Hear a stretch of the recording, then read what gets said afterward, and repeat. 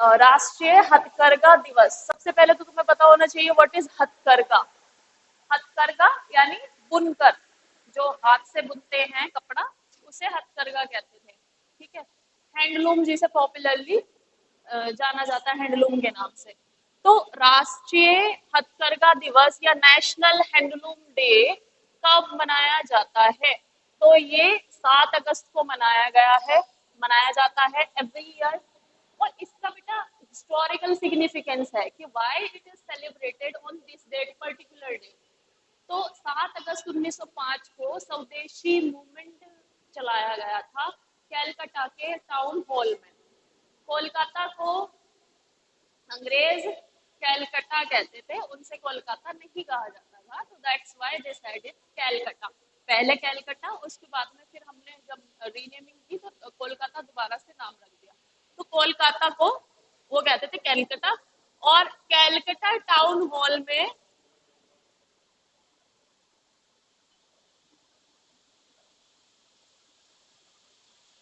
Hall में स्वदेशी movement start हुआ था।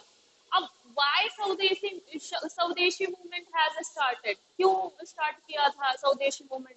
इसकी मैंने हिस्ट्री बताई थी तुम लोगों को कि स्वदेशी मूवमेंट बंगाल के विभाजन के विरोध में स्टार्ट हुआ था। उन्होंने क्या किया था? बंगाल का विभाजन अंग्रेजों ने। कौन था उस समय गवर्नर? Curzon, Lord Curzon. ठीक है, ये भी याद रखना, बंगाल का विभाजन किसने अप्रूव किया था? लॉर्ड कर्जन ने। ठीक है, लॉर्ड कर्जन ने।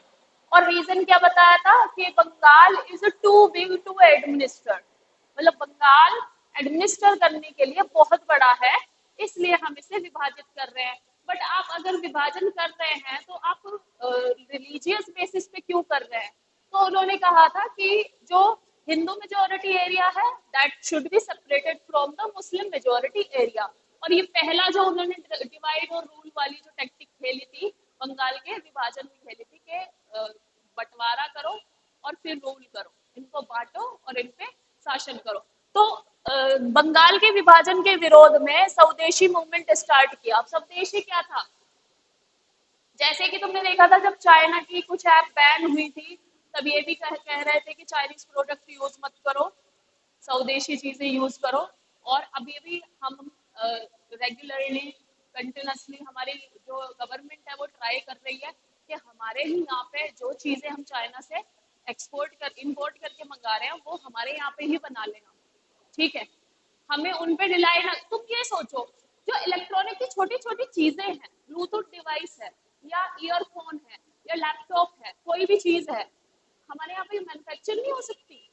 जब हमारे यहाँ पे इतनी बड़ी बड़ी मिसाइल्स मैन्युफैक्चर होती हैं, दूसरी कंट्री को हम आर्म एम्यूनिशंस जो होते हैं, वेपन्स जो होते हैं, वो हम एक्सपोर्ट कर रहे हैं, शिप बिल्डिंग का मटेरियल हम एक्सपोर्ट कर रहे हैं, तो क्या ये छोटी चीजें नहीं मैन्युफैक्चर हो सकती?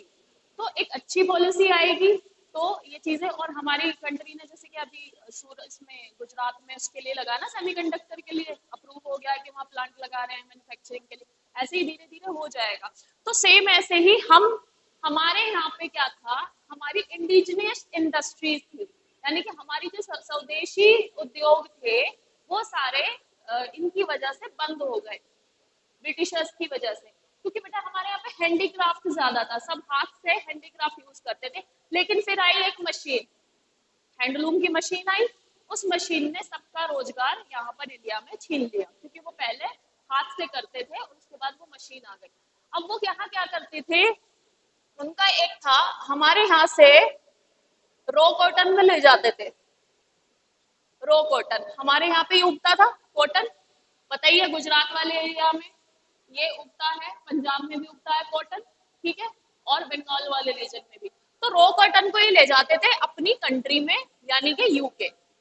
अब यूके से ये फिर उस रो कॉटन को इंडिया में फिनिश्ड गुड बना के बेचते थे, यानी कि कपड़े के फिर उसमें यहाँ से बहुत चीप रेट पे ये ले जाते थे इसको, बहुत चीपर, और फिर महंगा कपड़ा बनाकर हमारे यहाँ पे फिनिश गुड भेजते थे।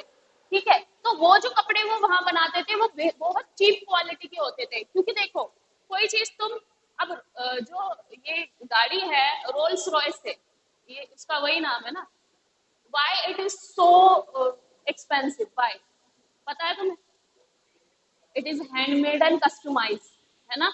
जो मारुति है या ये है, ये सब मास प्रोडक्शन है। मास प्रोडक्शन मतलब कंपनी में एक साथ बन रही है। Rolls Royce is handmade and customise. Customise मतलब यू कैन कस्टमाइज इट, जो तुम्हें फीचर चाहिए, हाँ ऑर्डर पे बनती है। तो nobody can afford it, only rich can afford it, Ambani type. ठीक है, तो यही चीज थी हमारे कपड़े में और उनके कपड़े में। हमारा कपड़ा था रोल्स रॉयस से, ठीक है, हम हाथ से बुनते थे, हमारे की क्वालिटी बहुत बढ़िया थी, ठीक है। और अगर कोई ऑर्डर पे बनवा रहा है, उसे जो जो उसमें कुछ करवाना है वो भी हम करके देते थे। बट उनका कपड़ा था यही मारुति या ऑल्टो, ठीक है। तो ये क्या करते थे, फिनिश गुड बहुत चीपर सा गुड हमारे यहाँ बेचते थे और उससे महंगा बेचते थे हमारी कंट्री में। हमारा ही यहाँ से रो कॉटन ले जाके हमको ही उसका कपड़ा बना के वापस दिया जा रहा है, ठीक है। तो ये ऐसे करते थे। इसी के विरोध में स्वदेशी मूवमेंट आंदोलन जो चला, और इनके जितने भी कपड़े थे, इनका वहां से जो भी सामान आता था सबको जला दिया गया, उनकी चिता जला दी गई, ठीक है। तो स्वदेशी मूवमेंट ये पहला मूवमेंट हमारा माना जाता है जिसमें हमने स्वदेशी कपड़ा अपना यूज करना स्टार्ट किया। फिर चरखे चलाए, ठीक है, उनकी मशीनें भी हमने यूज नहीं की, चरखे पे बुनी चीजें और अपना स्वदेशी मूवमेंट। इसलिए इसको नेशनल हैंडलूम डे के हिसाब उसके लिए मनाया जाता है, नेशनल हैंडलूम डे के रूप में। और 7 अगस्त को मनाया जाता है क्योंकि 1905 7 अगस्त को स्वदेशी आंदोलन स्टार्ट हुआ था, ठीक है। और स्वदेशी का मतलब स्वदेशी यूज करो, ठीक है। तो ये है। और इसका मैं तुम लोगों को बताती हूँ बेटा, ये दोनों के यूपीएससी का भी बड़ा फेवरेट है ये, और यूपी पीसीएस का भी। यूपी पीसीएस का कैसे, ये यूपी पीसीएस क्या करता है, डेज ज्यादा पूछता है कि कौन सा डे कब मनाया जाता है, ठीक है। तो वो डेज ऐसे पूछेगा, जैसे कि अभी 22 मार्च गया है, वर्ल्ड वाटर डे, वर्ल्ड अर्थ डे कब मनाया जाता है। तो जो डेट गई है या करंट में चल रही है, ये उससे क्वेश्चन पूछेंगे। और यूपीएससी कैसे क्वेश्चन करता है, जैसे कि अभी हमने 2000 इसमें 23 में एक क्वेश्चन आया था इसी पे, हैंडलूम डे पे 2 स्टेटमेंट दिए हुए थे। एक तो वर्ल्ड हैंडलूम ये नेशनल हैंडलूम डे कब मनाते हैं, और स्टेटमेंट 1।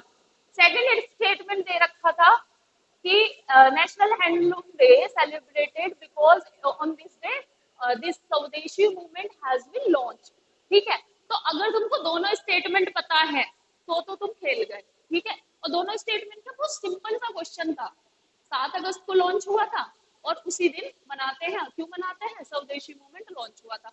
तो कभी कभी क्या हो जाता है, हमें भी नहीं पता था कि 7 को मनाया जाता है, तो हम वहाँ पे एक स्टेटमेंट अगर गलत है तो दोनों आंसर हमारे गलत ही हो जाएंगे, 50-50 भी नहीं खेल सकते वहाँ पे।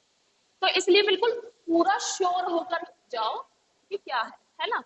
अब नेक्स्ट क्वेश्चन देखो, हाल ही में भारत के किस राज्य ने 17 नए जनपदों का गठन किया है। तो राजस्थान में अब 17 नए जनपद बने हैं, डिस्ट्रिक्ट। और अब राजस्थान के कुल 50 डिस्ट्रिक्ट हो गए, ठीक है। 50 में से 17 माइनस कर दो, पहले कितने थे। और अब कुछ नए डिस्ट्रिक्ट राजस्थान में बनाए गए हैं। और किसकी गवर्नमेंट है वहां पे, कौन है चीफ मिनिस्टर, नाम याद रखना, अशोक गहलोत, ठीक है, अशोक गहलोत है। और ये कुछ बने जो हैं, इनके मैं बता रही हूँ तुमको नाम, याद करने की जरूरत नहीं, पर्टिकुलर नाम कोई नहीं पूछेगा, बस ये पूछेगा कितने बने, कैसे बने और कब बने। अनूपगढ़, बालोतारा, बीवर, दीग, दिदवाना और Dudu, Gangapur City, Jaipur rural, Jodhpur rural, और ये क्या है, केकड़ी, कोटपुली, बहरोर और खैरतल, तिजारा, नीम का थाना, नीम का थाना और पालोदी, सालमपुर, संचोरे और शाहपुरा। और 3 डिवीजन बनी है, सिकार, बंसवाड़ा और पाली। ये 3 डिवीजन नई जनपद की डिवीजन बनाई है। जो डिवीजन है ये याद रखना, सिकार,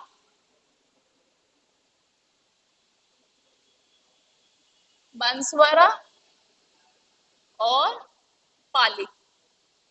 जैसे बेटा डिस्ट्रिक्ट की डिवीजन होती है ना, हमारी कितनी है इसकी, हमारे यूपी में कितने डिवीजन है पता है, जिले 75 है और 17 डिवीजन है शायद हमारे यहाँ पे। डिवीजन में बता रही हूँ तुम लोगों को देख के, है।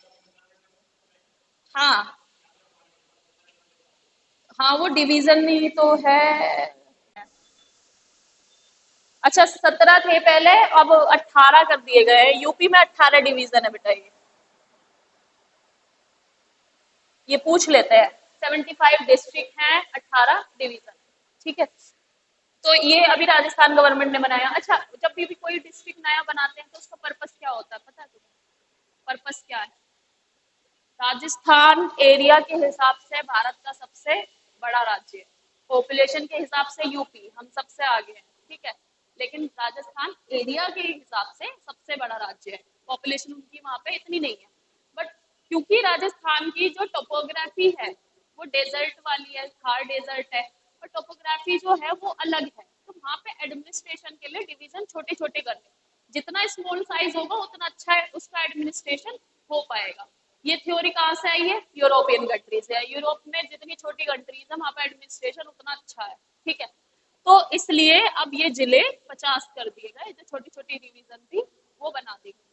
क्योंकि देखो एक बड़ा डिस्ट्रिक्ट है, उस बड़े डिस्ट्रिक्ट में मे बी एक पार्ट डेवलप्ड है दूसरा नहीं है, एक पार्ट पे ज्यादा फोकस आ रहा है दूसरे पार्ट पे नहीं फोकस जा रहा है इतना, है ना। जैसे कि अगर हम यूपी की बात करें, यूपी को कहते हैं कि UP is too big to administer. UP भी बहुत बड़ा है एडमिनिस्टर करने के लिए, इसे डिवीजन इसकी बना तो गई, लेकिन कहते हैं कि दो बना दो, एक ये पश्चिमांचल एक पूर्वांचल, ठीक है। ऐसा बनाने के लिए कहा गया, बट नहीं किया उन्होंने। अब तुम अगर देखोगे हमारा वेस्टर्न यूपी बहुत ज्यादा डेवलप्ड है, ईस्टर्न यूपी नहीं है, ठीक है। तो कहीं ना कहीं ये चीजें आती है कि अगर कोई चीज बहुत बड़ी है तो एडमिनिस्टर करने में प्रॉब्लम आएगी, तो इसलिए ये डिस्ट्रिक्ट का कॉन्सेप्ट है हमारे यहाँ पे। फिर इस वजह से हमारे यहाँ पे फिर भी सबसे ज्यादा है, कितने हैं हमारे यहाँ पे? 75 डिस्ट्रिक्ट, ठीक है। तो ये याद रखना बस, और इतना ज्यादा नहीं है।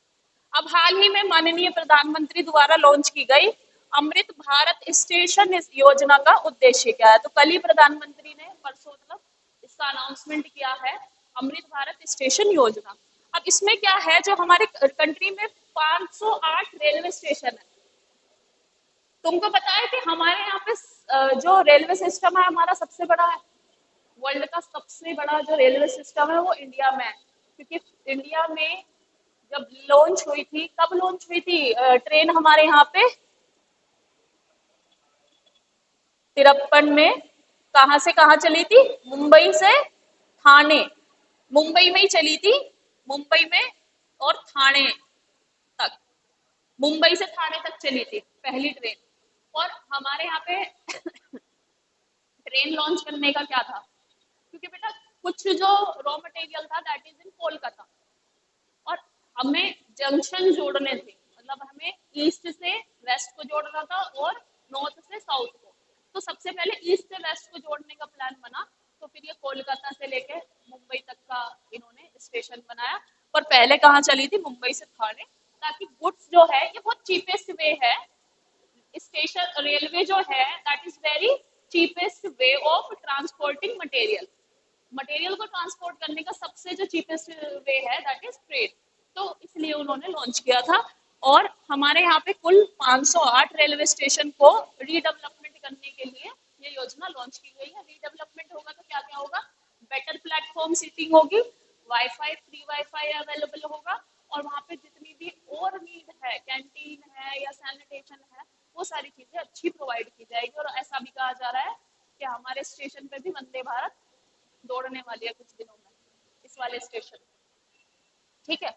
तो ये याद रखना, 508 रेलवे स्टेशन का रीडेवलपमेंट इस स्कीम में उन्होंने सुझाया है कि रीडेवलपमेंट हम करेंगे। और ये जरूरी भी है, क्योंकि बालासोर में जो ट्रेजेडी हुई है उसके बाद तो हमें और अलर्ट होना पड़ेगा। और बालासोर में कारण क्या पाया गया पता है तुम्हें? Signalling system. सिग्नल सिस्टम जो था उसके साथ छेड़छाड़ की गई। अब किसने की, कैसे की, ये नहीं पता, बट सिग्नलिंग सिस्टम के साथ जो छेड़छाड़ की उसकी वजह से उसने उसे ग्रीन सिग्नल दे दिया था ट्रेन को, ठीक है। और आगे दूसरी ट्रेन जा रही थी, वो उससे जाके टकरा गई, और साइड में से जो थर्ड ट्रेन आ रही थी वो फर्स्ट वाली से टकरा गई। तो इस तरह से हुआ। तो सिग्नलिंग सिस्टम अच्छा करिए उसका। और ट्रैक भी देखा जाए तो हमारे ट्रैक बेटा काफी पुराने हो गए हैं, तो ट्रैक्स को भी रीडेवलपमेंट के तहत ये सारी चीजें होगी, ठीक है, कराई जाएंगी। अब यनादी जनजाति किस राज्य के निवासी हैं? ये आंध्र प्रदेश के निवासी हैं यनादे ट्राइब, और ये बहुत बैकवर्ड ट्राइब है। इनका डेवलपमेंट के लिए मीजर सजेस्ट किए जा रहे हैं कि इनका डेवलप, पर ये बहुत ज्यादा बैकवर्ड ट्राइब है इन आंध्र प्रदेश। और ट्राइब्स तो तुम लोग याद ही रखना, क्योंकि ट्राइब्स तो पूछ ही लेते हैं कि कौन सी जनजाति कहाँ रहती है। ठीक है, इनकी कंडीशन काफी पुअर्टी बहुत ज्यादा है, सोशल एक्सक्लूजन बहुत ज्यादा है, एजुकेशन नहीं है, हेल्थ नहीं है। ठीक है, तो ये ट्राइब काफी पिछड़ी है। ठीक है, बैकवर्ड है। तो ये याद रखना, this is Yanadi tribe in Andhra Pradesh. अब विश्व में सबसे अधिक गन्ना उत्पादक कौन है? सबसे पहले नंबर पे आता है ब्राजील, और दूसरे नंबर पे आता है भारत। और भारत ने 2020-21 में ब्राजील को भी पीछे छोड़ दिया था शुगर प्रोडक्शन में। ठीक है, हमारे यहाँ पे शुगर प्रोडक्शन जो है वो सबसे ज्यादा भारत में होता है। ठीक है, but Brazil sugar cane production में सबसे ऊपर है ना, यानी टॉप है। दूसरा, अब इसमें एक चीज याद रखना कि भारत में कहाँ कहाँ होता है, कौन कौन से राज्य है बेटा टॉप में। सबसे पहले तो यूपी है, सेकंड में कौन है? एमएच, महाराष्ट्र। साउथ में उगा, ऐसा हुआ था कि जो गन्ना है हमारे यहाँ पे इन यूपी, इसे 8 मंथ इसका ग्रोइंग पीरियड है, मोर मतलब लेस देन 8 मंथ के आसपास है हमारे यहाँ पे, क्योंकि बेटा फिर सर है। हाँ, तो 2 बार होता है। हाँ, तो 2 बार का अब होने लगा। लेकिन प्रॉब्लम इसके साथ ये आती है कि हमारे यहाँ पे बेटा इसे ग्राउंड वाटर इरिगेशन है, इसके लिए ग्राउंड वाटर। और ग्राउंड वाटर मतलब ये सबसे ज्यादा जो पानी है सिंचाई होती है इसकी ट्यूबवेल वगैरह से होती है। ठीक है, उसकी वजह से ग्राउंड वाटर डिप्लेट होगा। महाराष्ट्र में ये फिर इंट्रोड्यूस किया, और महाराष्ट्र का अगर तुम क्लाइमेट की बात करो, गन्ना तमिलनाडु में भी होता है, साउथ में भी होता है, और वहां का गन्ना तो हमारे यहाँ से सुपीरियर क्वालिटी का है। पता है क्यों? वहां का जो वो है वेदर, दैट इज ट्रॉपिकल। हम सब ट्रॉपिकल में हैं, वो ट्रॉपिकल में है। उनके शुगर कैन में सबसे ज्यादा जूस कंटेंट, मोलेस कंटेंट सबसे ज्यादा मिलेगा। क्यों? क्योंकि वो वहां पर मॉइस्ट कंडीशन है, वहां पे जूस कंटेंट उनके उनके गन्ना में ज्यादा। उनका गन्ना और हमारे गन्ना कंपैरिजन देखना, हमारा बहुत छोटा सा है, पतला सा है, और उनका जो गन्ना है वो काफी मोटा होता है, जूस कंटेंट उसमें ज्यादा होता है। तो उसका रीजन है वहां का क्लाइमेट। ठीक है, उनका क्लाइमेट मॉइस्ट क्लाइमेट है। तो याद रखना, यूपी नंबर 1 प्रोड्यूसर है। ठीक है, और महाराष्ट्र सेकंड नंबर पर है।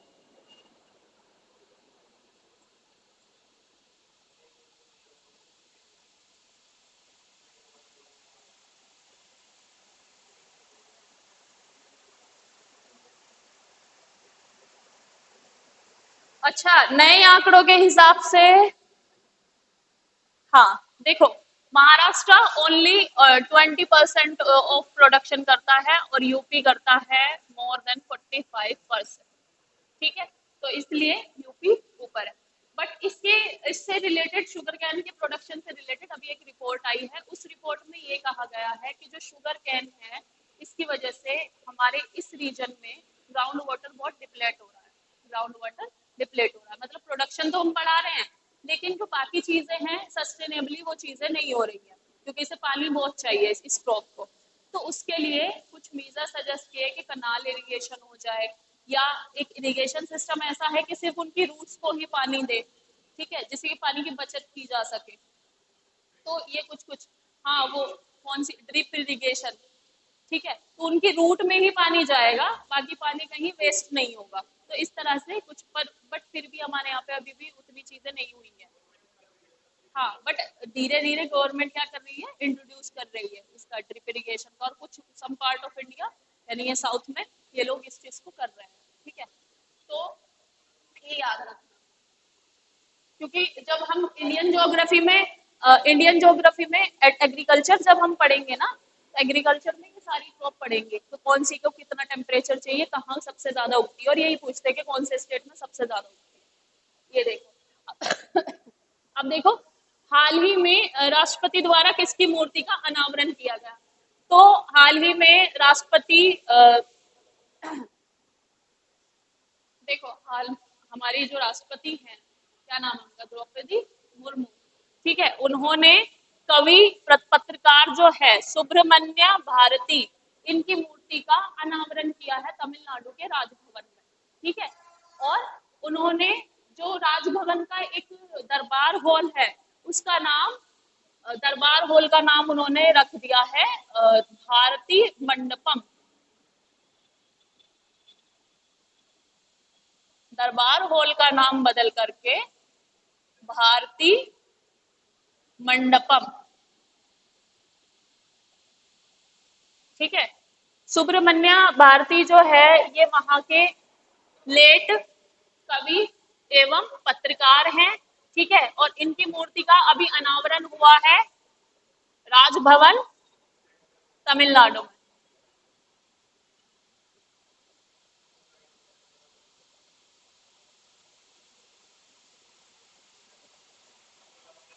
राजभवन तमिलनाडु, ठीक है, याद रखना।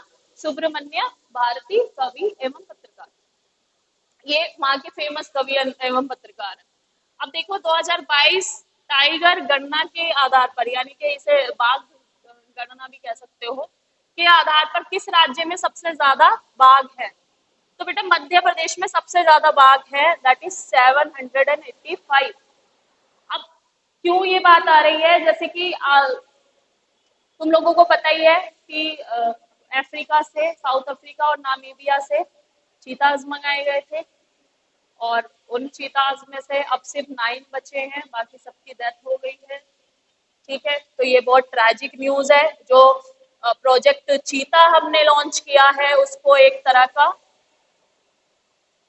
सक्सेस रेट कम ही है इसका, ठीक है। ये लॉन्च किया गया था कि चीता को यहाँ पे रिहैबिलिट किया जाए, फिर से उनकी पॉपुलेशन को इंडिया में इंट्रोड्यूस किया गया, लेकिन उन्हें रखा गया एक ही नेशनल पार्क में, that is Kuno national park. और कुनो नेशनल पार्क मैंने बताया कि प्रे के हिसाब से भी, एरिया वाइज भी, that is too small for the 12 cheetah, ठीक है। तो अब सिर्फ 2 चीता बचे हैं, और इन 9 में भी इनका पता नहीं है कहाँ कहाँ पर है, ठीक है। तो ये प्रोजेक्ट चीता तुम्हें पता ही है कितने जोर शोर से लॉन्च हुआ था, और अब यहाँ पे सफलता नहीं दिख रही। तो जो मध्य प्रदेश में स्ट्रैटेजी जो हमने प्रोजेक्ट टाइगर के लिए अपनाई थी, वही स्ट्रैटेजी प्रोजेक्ट चीता के लिए अपनाई जानी चाहिए, ऐसा कहा जा रहा है, ठीक है। कि जो प्रोजेक्ट चीता है हमारा, जब 1973 में लॉन्च हुआ था, उसके बाद 2022 में देखें तो हमारी जो चीता की पॉपुलेशन है वो काफी इंप्रूव हुई है, ठीक है। अकेले मध्य प्रदेश में 785 ये हैं बाघ, ठीक है। तो सेम ऐसे ही हम चीता की पॉपुलेशन को भी इंक्रीज कर सकते थे, बट सिर्फ कुल्लू नेशनल पार्क में उन्हें रखा गया, बाकी किसी जगह पर एक्सपोजर उनका नहीं हो पाया, इस वजह से उनकी डेथ हो रही है। उसके अलग अलग कारण है। तो ये याद रखना कितने हैं, किस राज्य में सबसे ज्यादा है। हिमाचल प्रदेश का राज्य पक्षी का क्या नाम है? ये जुजुराना, जिसे पक्षी का राजा कहा जाता है हिमाचल प्रदेश, और इसका वैज्ञानिक का नाम है वेस्टर्न ट्रैंगोपैन। वेस्टर्न टैंगोपैन। आईयूसीएन जो international union of conservation of nature है, उसमें स्टेटस इसका क्या है? वल्नरेबल, ठीक है। ये वल्नरेबल कैटेगरी पे है, मतलब एक्सटिंक्ट होने की कगार पर है, ठीक है। तो याद रखना। और क्लाउडेड लेपर्ड का वैज्ञानिक नाम क्या है? क्लाउडेड लेपर्ड जो होता है ये नॉर्मल लेपर्ड से अलग होता है। क्या मिल गया? क्लाउडेड लेपर्ड जो है इसका वैज्ञानिक नाम है न्यूफेलिस नेबुलोसा। और ये रेगुलर जो चीता ये होते हैं लेपर्ड, इनसे ये अलग होता है। कौन कौन से लेपर्ड होते हैं? 3 तरह के लेपर्ड होते हैं, नाम सुने हैं कभी? लेपर्ड, एक तो होता है कॉमन इंडियन लेपर्ड, एक होता है क्लाउडेड लेपर्ड, और एक होता है स्नो लेपर्ड। स्नो लेपर्ड तो तुमने देखा होगा, व्हाइटिश इन कलर, ठीक है। तो कॉमन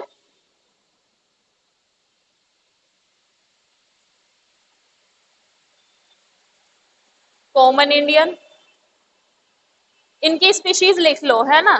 और